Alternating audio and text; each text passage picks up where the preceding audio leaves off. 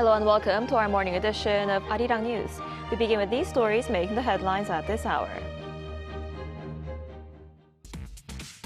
U.S. President Donald Trump and Chinese President Xi Jinping are set to hold a second day of talks today, before the U.S. leader wraps up his two-day state visit to Beijing.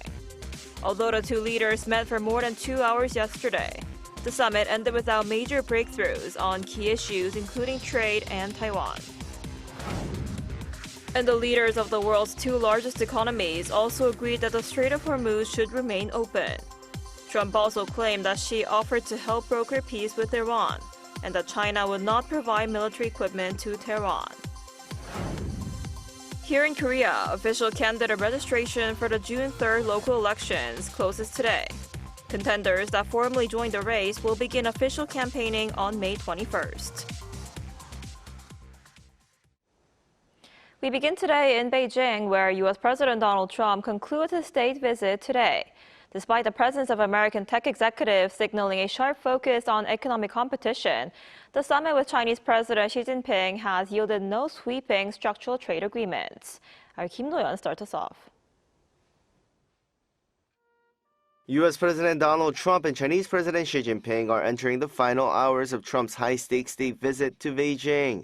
Discussions have so far yielded no practical agreements or breakthroughs on core structural issues. Instead, the focus has remained on personal diplomacy and the management of a competitive relationship.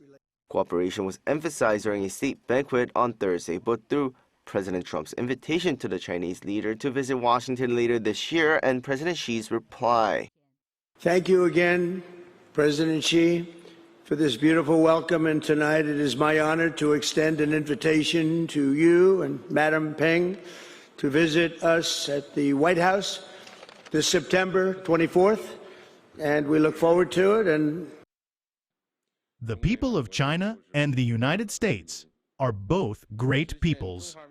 The goals of realizing the great rejuvenation of the Chinese nation and making America great again can fully proceed in parallel without contradiction. They can mutually reinforce each other and benefit the world.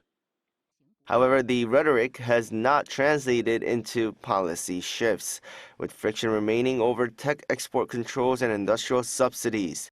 Furthermore, the two sides have yet to reach an agreement regarding Taiwan, leaving the most sensitive point of regional tension unresolved. Before the official conclusion of the state visit, the two leaders are scheduled to meet at the Zongnanhai compound for tea and a working lunch. This is expected to be followed by a highly publicized stroll, providing one last opportunity for dialogue before President Trump departs the Chinese capital. Kim Do-yeon, Arirang News. And U.S. President Donald Trump also says he reached a key understanding with Chinese President Xi Jinping on Iran and the Strait of Hormuz during summit talks in Beijing. Trump also claimed that Xi offered to help negotiate an end to the conflict and pledged that China would not provide military equipment to Tehran.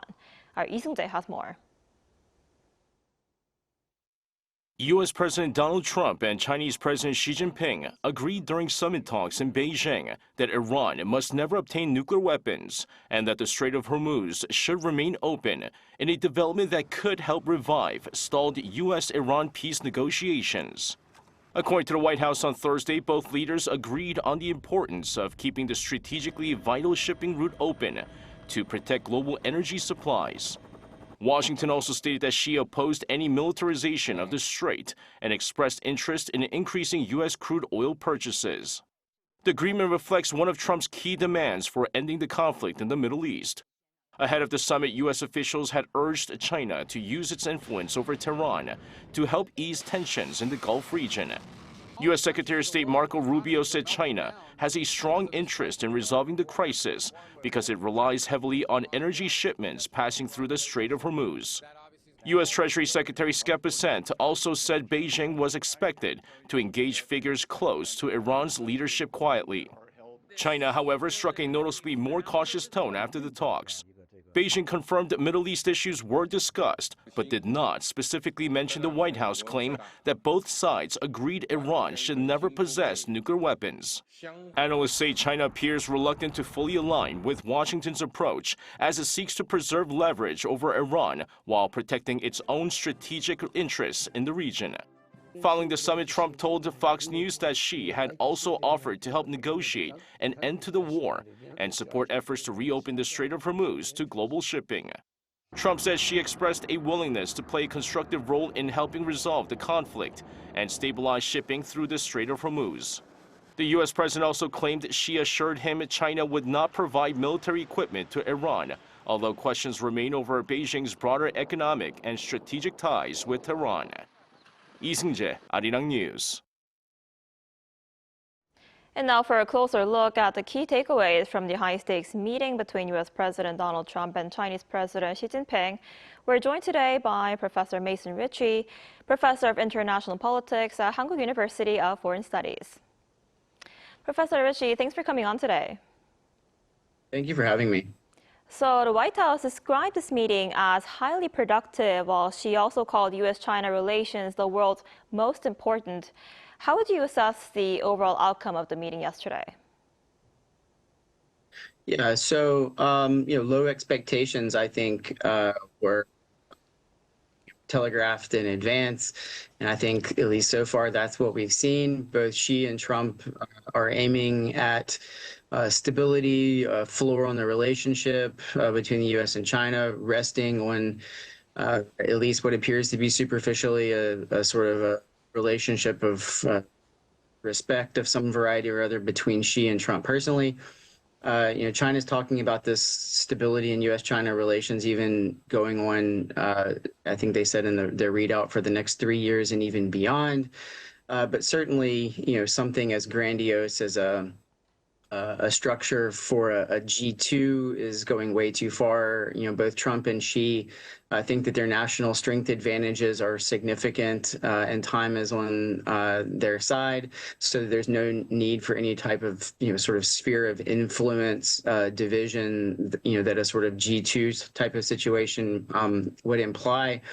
Overall, I think the agreement for now is much more modest. They're aiming at stability. They're aiming at guardrails on the relationship. They're aiming at some predictability over the medium term. And of course, most of the underlying issues, notably, of course, Taiwan, remain points of contention that are unresolved. Right. And Trump also says she offered to help broker peace with Iran, and they also agreed that the Strait of Hormuz must stay open. So how might this meeting affect the course of the conflict in Iran?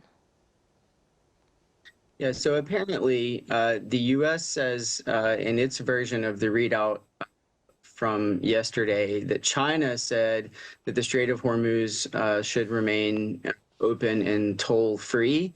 The Chinese readout just mentions the Middle East in broad terms. However, I'm willing to believe the United States report on what it is that she said or China as a official policy has taken on the Strait of Hormuz, because that's consistent with what China's position already was. And of course, China has an interest, obviously a significant interest, in the Strait of Hormuz remaining open and toll-free.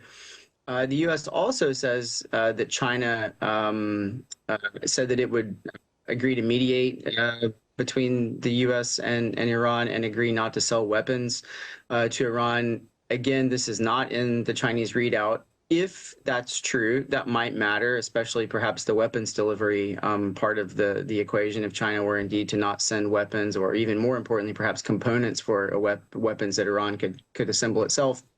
But we don't know that that's the case. And even if China said that, we don't know if they're going to actually hold to that. And so I think, the apparent agreement of China also to buy U.S. hydrocarbons and maybe slightly reduce some of its purchases in Iran in the future, might make a difference as well. But I think ultimately China, realizes that the United States has gotten itself into this problem, and it's in China's interest to force the U.S. to get itself out of this problem, at least for the short and medium term.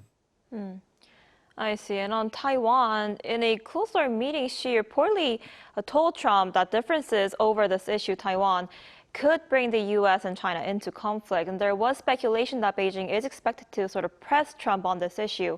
What are your thoughts on this? Well, certainly China pressed the United States on this issue, as it always does. this was utterly, again, to be expected. China maintains its one China principle. The United States, however, has not changed at all its one China policy, which are not the same thing. And the United States, continues to advocate for the status quo, and China continues to treat the Taiwan issue as an internal issue that is, non-negotiable.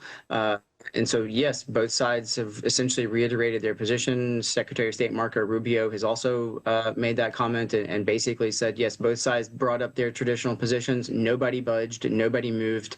And now we've moved on to other topics, as usually happens in these U.S.-China meetings. I think the interesting thing to see might be whether or not the U.S. Ends up executing a $14 billion arms sale to Taiwan that's on the table. This would come shortly after a slightly more than $10 billion deal that went through earlier. So if the United States continues to deliver weapons to Taiwan, again, I don't really see at all how the United States position would have changed. And there wasn't any sweeping trade breakthrough or major business agreements, right? How did the meeting turn out in terms of economic ties between the two countries? Yeah, so I'm a little surprised, and most of this meeting so far hasn't really surprised me, but I was a little surprised that we didn't see something more directly about the rare earth from China side of the equation and the United States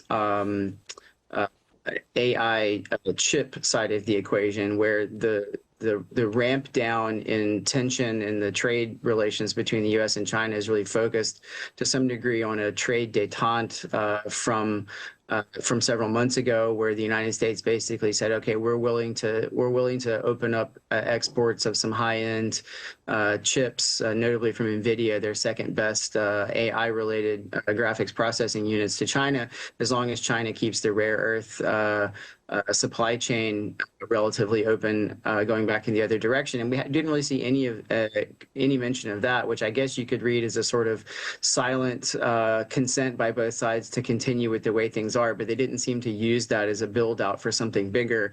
Instead, what we've seen are some sort of modest announcements about agricultural purchases by China, some perhaps additional U.S. market access into China, some Chinese investment in the United States, and the setting up of a board of trade to deal with some of these tariffs and trade issues. Although Scott Bessent, the Treasury Secretary, indicated that this is going to take a while to get going.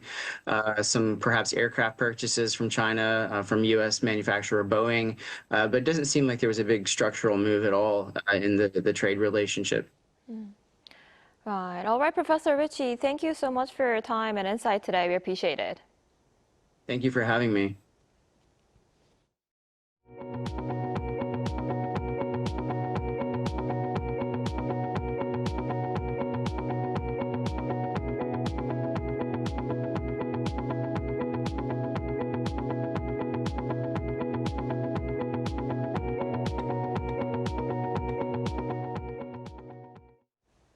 Candidate registration for Korea's June 3rd local elections and parliamentary by-election closes today.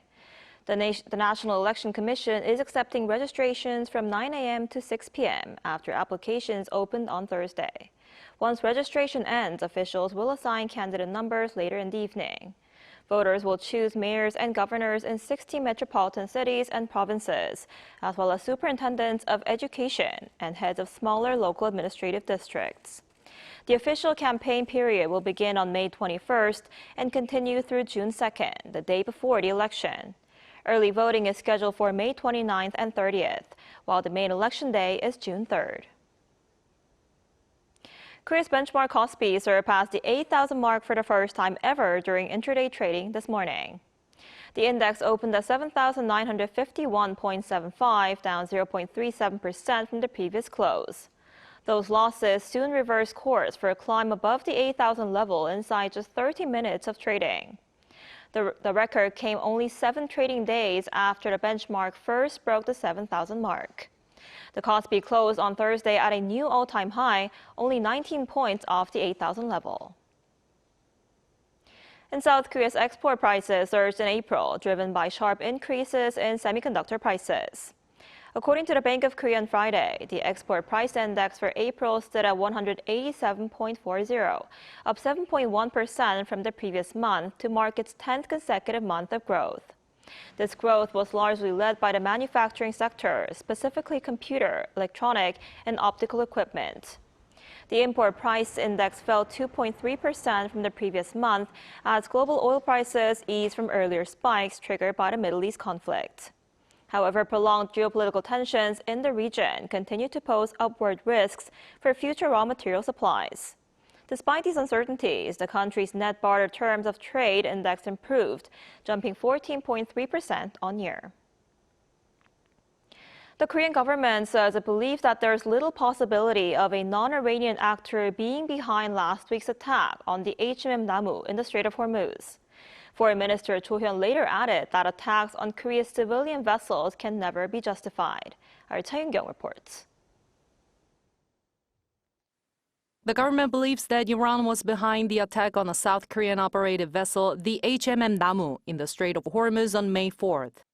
A senior official said Thursday that the government is gathering evidence related to the strike on the cargo vessel.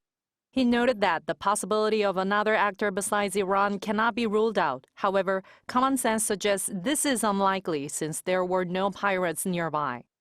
The official cautioned that Seoul has not yet formally confirmed the result yet, emphasizing that any conclusion regarding Iranian involvement would depend on the outcome of an ongoing probe assisted by the U.S. Meanwhile, Foreign Minister Cho Hyun said Thursday that attacks on civilian vessels, including the HMM Namu, can never be justified or tolerated under any circumstances. Cho added that an additional government-level investigation into the attack on the HMM Namu will be conducted. He said necessary response measures will be taken accordingly, continuing that the government will make an effort to cooperate with related countries amid heightened geopolitical uncertainties. The Ministry of National Defense announced Thursday that it had sent a technical analysis team to Dubai to determine the cause and conduct a scientific analysis of the attack on the HMM Namu. The ministry said it will support the activities of the government joint response team by conducting a thorough on-site investigation, analyzing evidence to confirm the exact facts.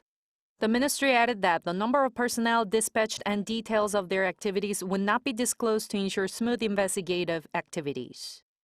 Cha Yun-kyung, Arirang News. As spring nights settle over Seoul, Gyeongbokgung Palace is once again opening its gates for its limited seasonal evening tours, offering visitors a rare glimpse into Korea's royal past beneath the tranquil night sky. Our culture correspondent Cho Young-eun takes us there. As the sun sets over the city, Gyeongbokgung Palace begins to glow beneath the spring night sky. Passing through Gwanghwamun Gate, the sounds of the city soften into a peaceful landscape, where history, nature, and the beauty of Korea's royal architecture come together. Wearing colorful hanbok, visitors wander around the illuminated palace grounds, creating unforgettable memories beneath the gentle lights of the palace. We were thinking about what to do for our 500th day anniversary. And then we heard that Gyeongbokgung Palace was opening at night, so we decided to come here together. There were so many hanbok rental shops nearby, and my girlfriend likes pink colors, so we chose matching outfits in this style. My sister made the reservation, so I came here right after work. Since it's spring and the weather is so nice, seeing the lanterns and everything with my child is creating such a wonderful memory. As the night falls, visitors can see landmarks like Keunjeongjeon Hall and the Gyeonghaeru Pavilion from a new perspective. Along the quiet palace path, the architecture and shimmering reflections across the water create a calm and breathtaking atmosphere. Further inside, visitors can also step into parts of the palace that are usually off limits, like Gyotaejeon Hall, once the queen's living quarters, offering a rare glimpse into royal life during the Joseon dynasty. This is Keunjeongjeon Hall, the grandest and most iconic part of Gyeongbokgung Palace and its main attraction. Seeing the palace lit by beautiful night illuminations in the heart of Seoul, it feels like taking a journey back in time through the 500-year history of Joseon dynasty.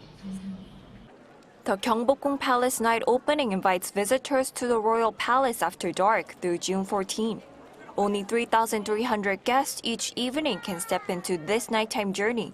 with an admission fee of 3,000 won, while children under 6, seniors aged 65 and older, and visitors dressed in hanbok can enter free of charge. It's a cool experience of taking pictures, just wandering around the palace because it's a really nice historical site of South Korea, and we're just having fun. The nighttime opening will become even richer with performances of traditional court music beginning Friday, including a special performance commemorating the birth of King Sejong the Great. The Korea Heritage Service says it will continue developing programs to help the public better appreciate the historical value and the beauty of the nation's royal palaces. 조영은, Arirang News.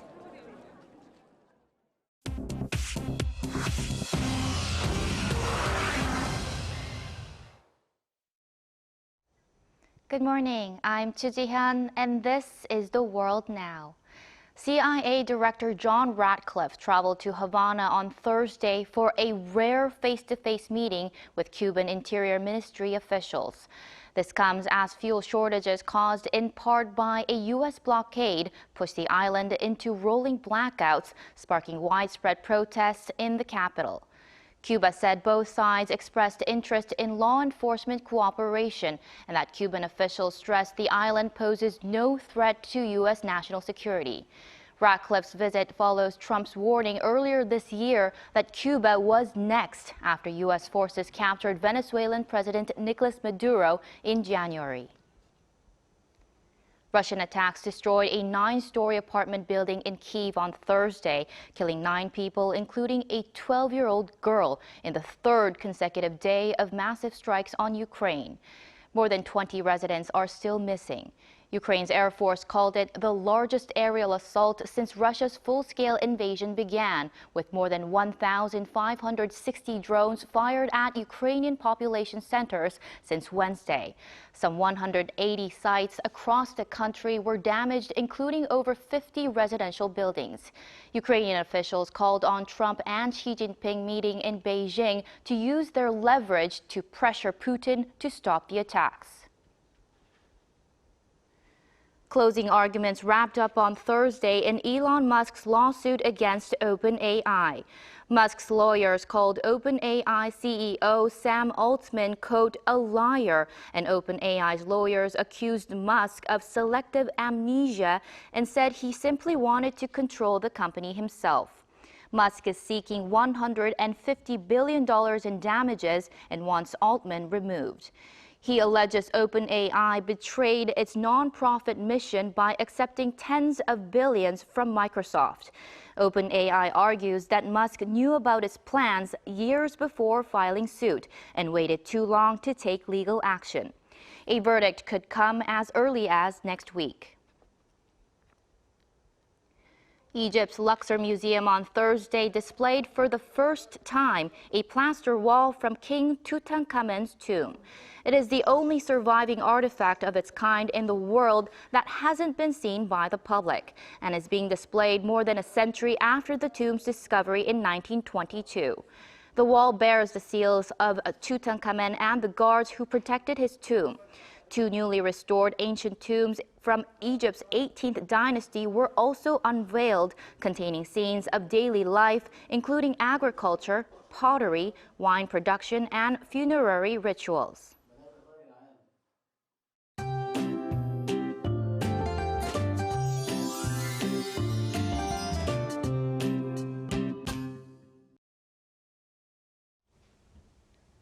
Spring must be taking a bit of shortcut this year. Following yesterday's heat, it's going to be too hot for May in the western and inland regions of Korea.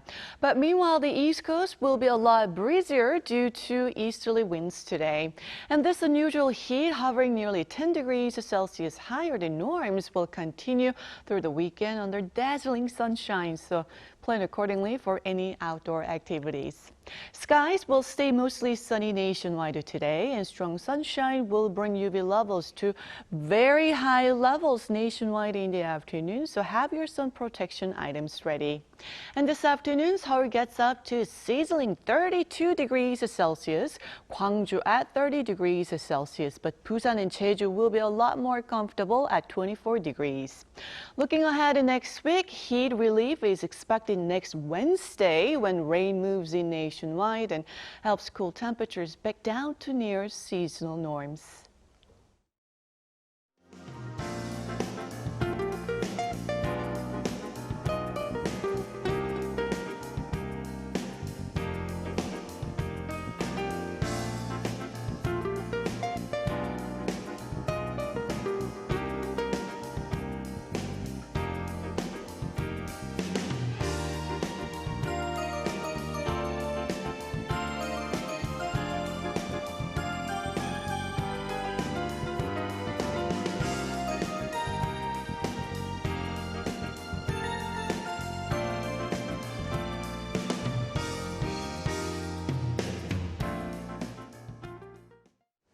Now that's all we have for this morning. Arirang News will be back at noon Korea time. Thanks for watching.